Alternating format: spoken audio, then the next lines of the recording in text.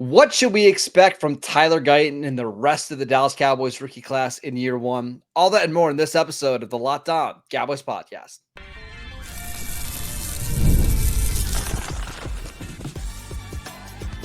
You are Locked On Cowboys, your daily Dallas Cowboys podcast. Part of the Locked On Podcast Network, your team every day. Welcome back to the Locked On Cowboys podcast, part of the Locked On Podcast Network, your team every day. We'd like to thank you for making us your first listen of the day. Today's episode is brought to you by Gametime. Download the Gametime app, create an account, and use promo code LOCKEDONNFL for $20 off your first purchase. I am your host, Marcus Mosher. You can follow me on Twitter at Marcus_Mosher. Joining me today, as always, is Landon McCool. You can follow him on Twitter at McCoolBCB. On today's show, we're going to be discussing our year one expectations for the top three rookies in the Dallas Cowboys incoming class. Let's start with Tyler Guyton, who we found out yesterday, Landon, going to have a pretty rough week one assignment. Yeah, so it came out yesterday during some sort of pre-schedule announcement. It's like a pre-announcent of the pre-schedule announcement is what it seems so like. Annoying. It's so annoying. And so two of the more annoying ex NFL players in the league, Mike Strahan. That would have been a lot more if it was Mike Shanahan. Yeah, no, absolutely. Strahan and Tom Brady were on to kind of, because Brady is now making his debut as an announcer, and lo and behold, he's making his debut in the Dallas Cowboys week one game against the Cleveland Browns. So for those of you that are maybe only stuck in Cowboys land and don't know anything about any of these other teams, Cleveland Brown is home to the most fearsome pass rusher in all of the NFL, Myles Garrett. And he is going to get a face full and a fistful and an armful of Tyler Guyton coming week one. So yeah, I think there were a lot of angles to that announcement. Obviously, Tom Brady coming, back to announce his first game. Yep. Cowboys, being a primetime week one game again. But I think obviously the biggest angle to me is your rookie starting left tackle is his first assignment is against the absolute most difficult pass rusher he could possibly face. So I think that's going to be interesting to see. Just to be clear, we're going to talk about the schedule on Thursday once everything is released. We're not doing this nonsense. That's all that we got at this point anyway. I don't want to do this. Hey, predicting when the Cowboys are going to play. Like, just wait till Wednesday night. We'll find out. They'll tell us. Yeah, it's Tyler Guyton. Now I see why the Cowboys signed Ezekiel Elliott. That's why it's to help Tyler Guyton in week one. It's going to be rough. Like I know Tyler Smith had a pretty solid rookie season at left tackle. I don't expect this to be the same for Guyton. I think it's going to be a pretty big transition. And I mean, let's face it, the teams that they're playing this year, they're playing a lot of teams with really good pass rushers, whether it's Myles Garrett, TJ Watt, and Alex Highsmith. Baltimore's pass rushers, the Bengals have Trey Hendrickson. Like, they're going to face a lot of good edge rushers this year. So it's going to be baptism by fire. I think for me, the hope is that we just see a better player in the second half of the year than in the first half of the year. I mean, I know it's going to be rough. Just show me some signs of improvement as we're going on, and I'll be happy.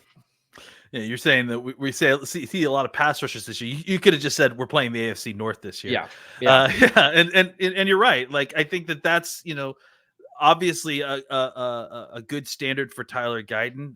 We all knew that throwing him out there at left tackle, there's likely to be lumps. That's just the way it is for rookie offensive linemen, especially rookie left tackles.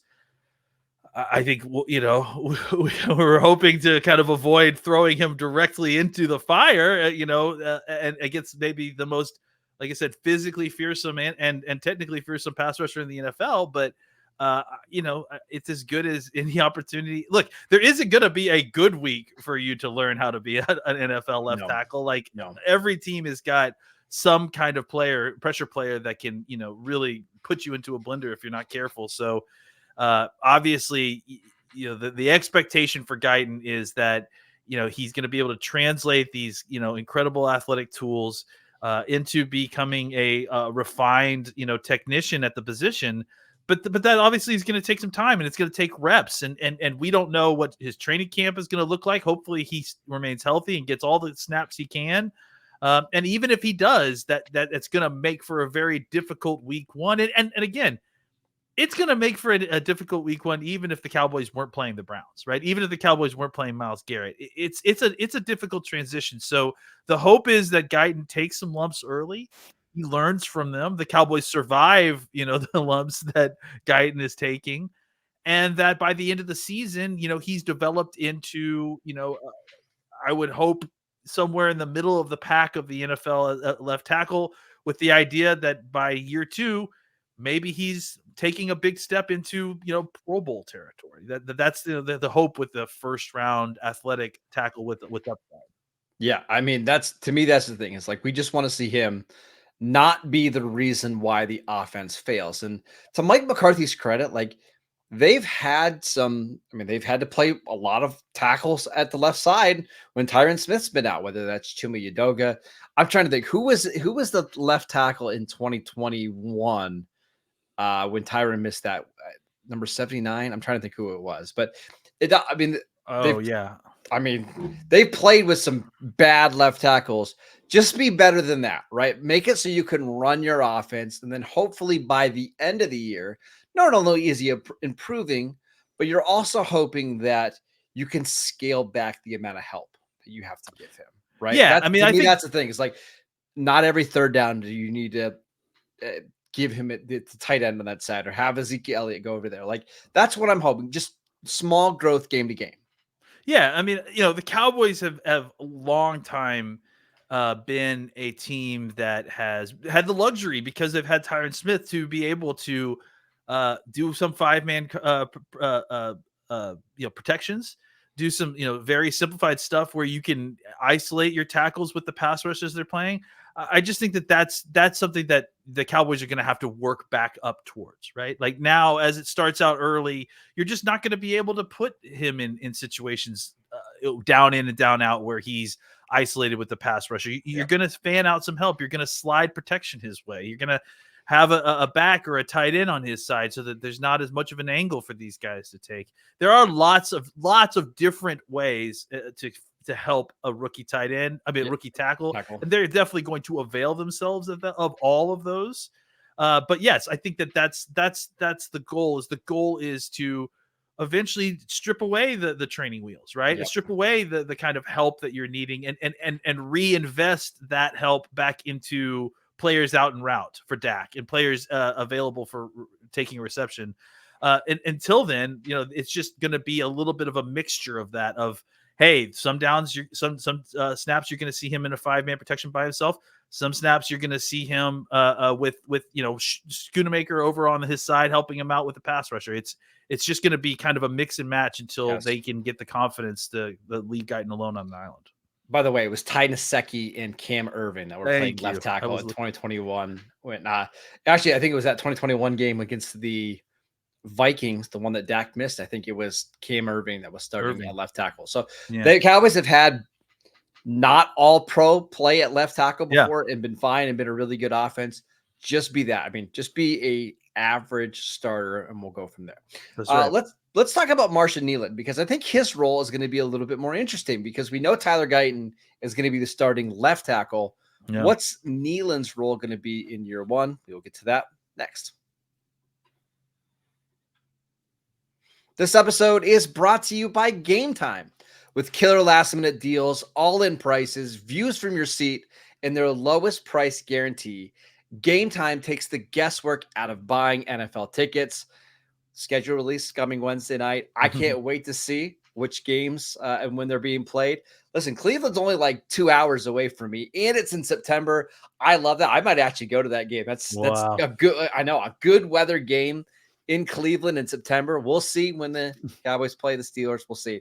But Gametime is what I'm going to be using to buy my tickets. You can save up to 60% off buying last minutes for sports tickets, concerts, comedy, and theater events near you. Save even more with exclusive in-app deals on select seats ahead of the game or the event. Take the guesswork out of buying tickets with Gametime. Download the Gametime app, create an account, and use promo code LOCKEDONNFL. for $20 off your first purchase. Terms apply. Again, create an account, redeem promo code LOCKEDONNFL for $20 off. Download the Gametime app today. Last minute tickets, lowest price guaranteed. Welcome back to the Locked On Cowboys podcast. Are you watching Fox Sports or ESPN on your TV all day? Are you having to turn down the volume because of all that shouting? Make the switch to Locked On Sports today, a free 24/7 sports streaming channel program for you every day to bring you the biggest stories without all that screaming. Locked On Sports today brings you can't miss analysis, opinions, and news, streaming 24/7 on YouTube or on the free Amazon Fire TV channels app, part of the Locked On Podcast Network, your team every day. All right, let's talk about Marshawn Kneeland, the Cowboys' second-round pick from Western Michigan. This one's a little trickier, Landon, so what are you expecting here from him? Yeah, I mean, I'm expecting him to be part of a rotation. I mean, I think that's that's the defensive end equivalent of starting at this point, right? Like, I mean, even for guys like Parsons, they aren't playing full-time defensive end. Really, the only person is Lawrence, and he's going to be limited in his snaps. So I imagine Kneeland is going to be a big part of playing on that left side. He may be part of a kind of an early down crew that kind of works in to kind of eats up some rundown snaps, maybe specifically playing opposite of DeMarcus Lawrence, or in substitution of. But I would imagine that he's likely going to start out kind of as a grinder, right? Like sort of being a cog to work in that early down run defense to kind of save some of the other pass rushing defensive ends for later. And then as the season goes on, as he's earned it, you'll see him kind of just play a more traditional rotational role, probably as the fourth or, maybe even eventually the third defensive end if he shows you something. And I think with the idea that you're working towards him becoming available to be a starter by year two, depending on exactly what the situation is with DeMarcus Lawrence and everything else. So I think, it's not surprising because I think this is probably where you top out as a defensive end, like being part of a rotation, right? Even as a rookie, I mean, especially as a rookie. So I think that you're going to see him probably play, at his peak, somewhere around, I don't know, 20 snaps a game, maybe something like that. I was going to ask you this. Who do you think averages more snaps per game? Kneeland or Sam Williams?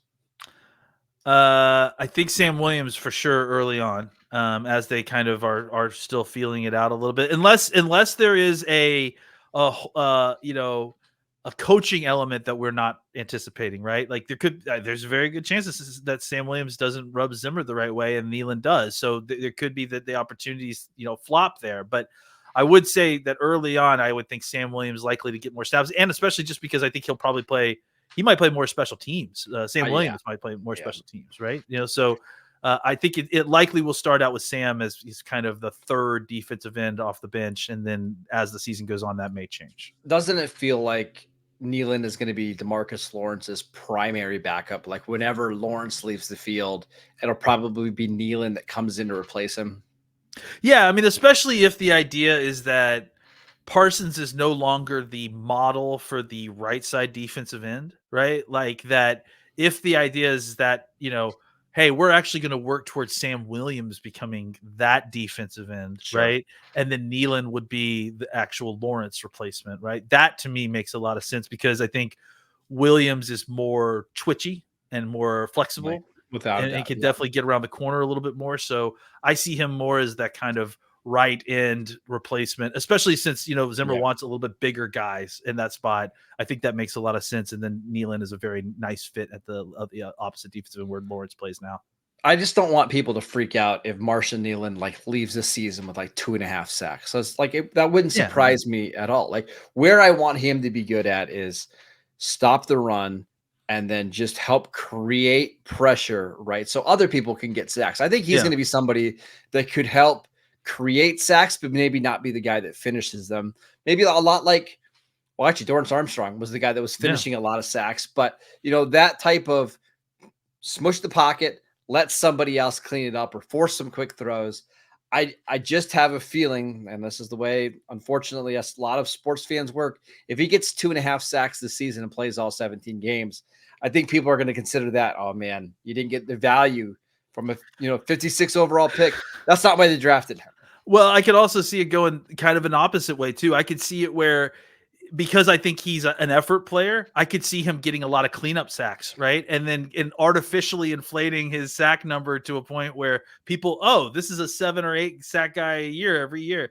Maybe that's not necessarily the case. He was able to clean up a lot, and not that he wouldn't be part of a good pressure package, but I could see that happening as well, where like he gives people the impression that he's the sack artist because Parsons and Lawrence are pushing the pocket and he's doing the cleanup job, and suddenly he's got probably 4 or 5 more sacks than he would normally average because quarterbacks are just running into him while running away from the other guys. So yeah, I definitely would agree that like this is definitely one of these guys who's similar to Lawrence. Honestly, like don't look at the sack numbers as the totality of this guy's production, right? Like pressure is, disruption is production.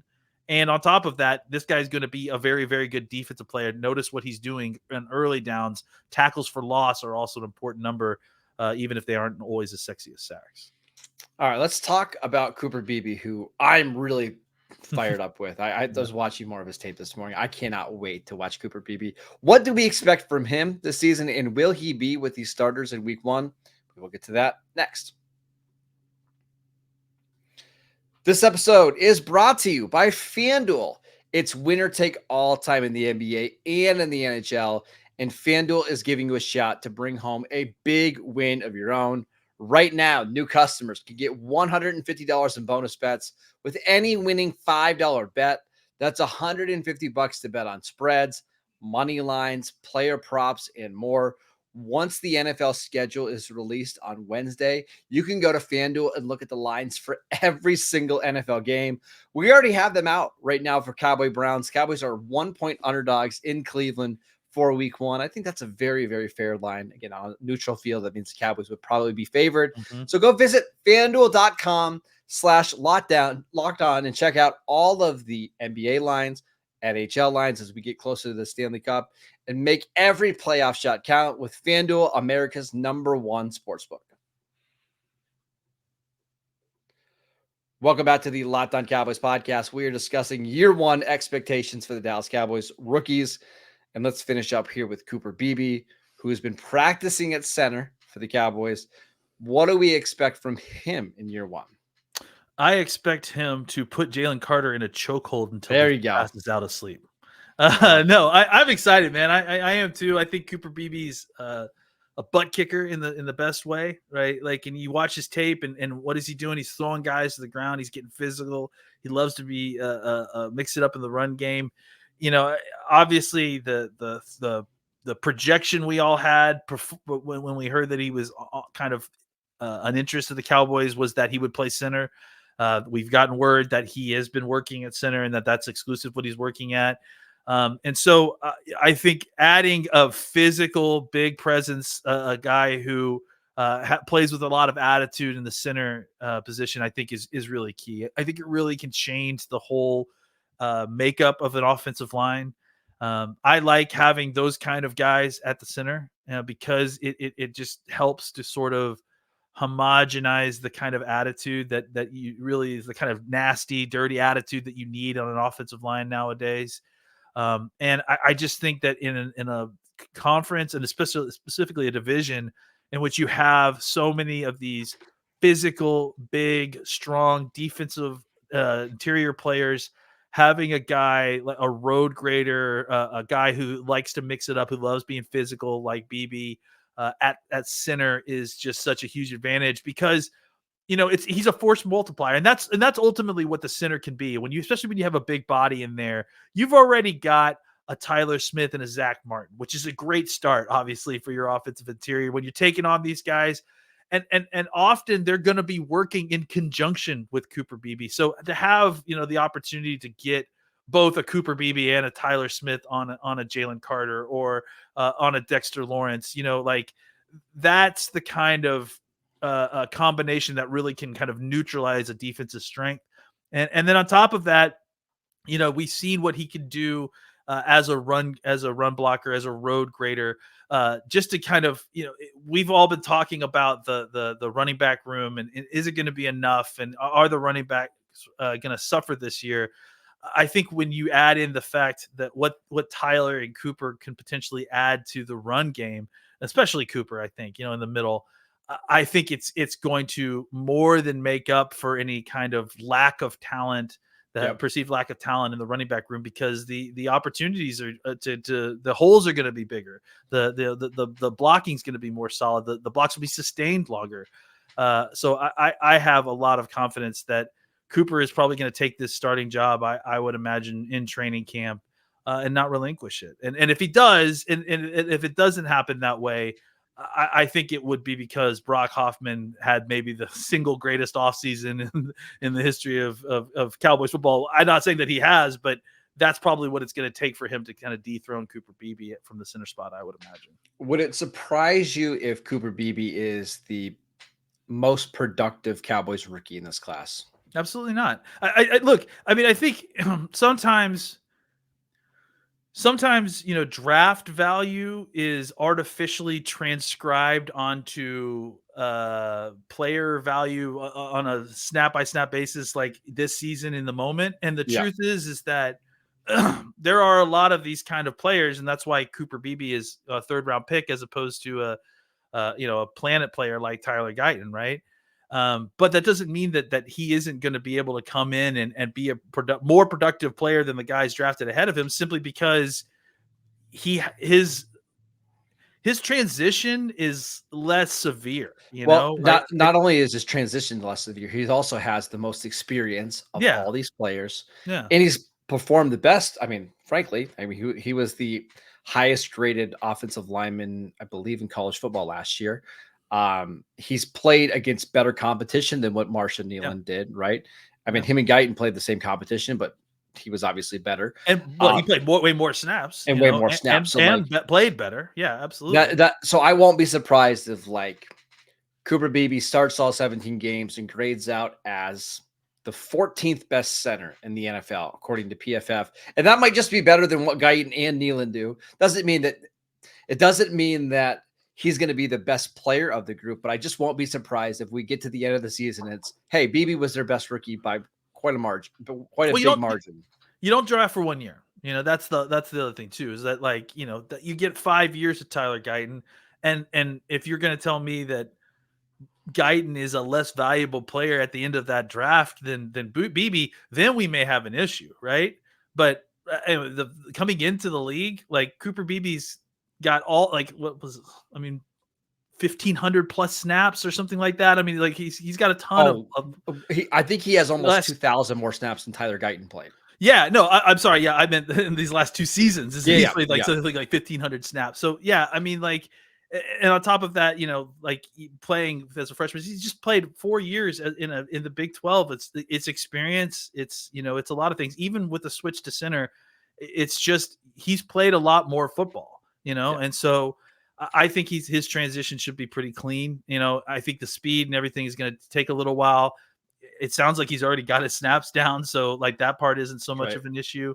I mean, I think the things you can't teach, like the mentality stuff, the smart, the innate natural athletic ability, the balance, and that sort of thing, like, that stuff you can't really teach, and that's what Cooper Beebe has in spades. And I think he's going to come in and that will ease his transition a lot more so than guys that are having to play against the best athletes in the world, and Marshawn Kneeland and Tyler Guyton.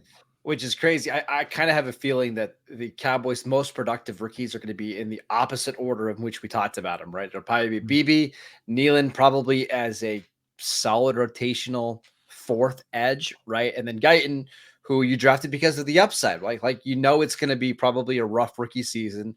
And if anywhere close to average, you're going to be tickled that he played that well, but they're willing to play the long game here and develop. Yeah. I think I feel the best about what Cooper Beebe's probably going to provide, at least early in the season. Yeah, absolutely. I do think that he's going to be a benefit right away, whereas Guyton and Kneeland, I think, it may take a couple of weeks before you start to see some of the real benefit from those guys. I agree. All right, that is it for today's show. We want to thank you for making Locked On Cowboys your first listen every single day. On tomorrow's show, we're going to answer your Twitter questions. And then on Thursday, we'll react to the schedule. We'll talk about their week 1 game against the Browns. We'll talk about all the primetime games they have. I'm pretty sure Buck and Aikman have at least 2 Monday Night Football games for the Cowboys, which is always a lot of fun. So make sure you guys are tuning into that Thursday episode. Go download the podcast wherever you get your podcasts. Go follow Landon on Twitter at McCoolBCB. I'm at Marcus_Mosher, and we will see you right back here tomorrow.